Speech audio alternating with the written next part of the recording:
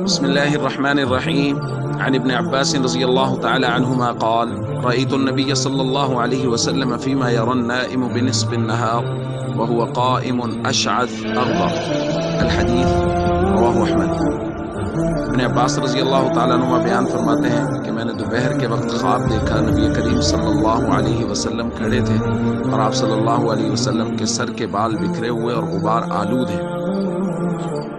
بیدہ قارورۃ، فرماتے ہیں حضور کے ہاتھ میں ایک بوتل ہے، فیہا دمن، اور اس کے اندر خون ہے۔ فقلت بأبی انت و امی یا رسول اللہ، میں نے عرض کیا یا رسول اللہ میرے ماں باپ آپ پر قربان ہو جائیں۔ ما ھذا، یہ کیا ہے؟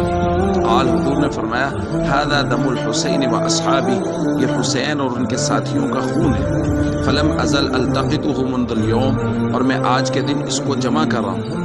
فاحصینا ذلک اليوم، ابن عباس رضی اللہ تعالیٰ عنہ فرماتے ہیں کہ ہم نے اس دن کا اندازہ لگایا، فوجدوہ قتل فی ذلک اليوم،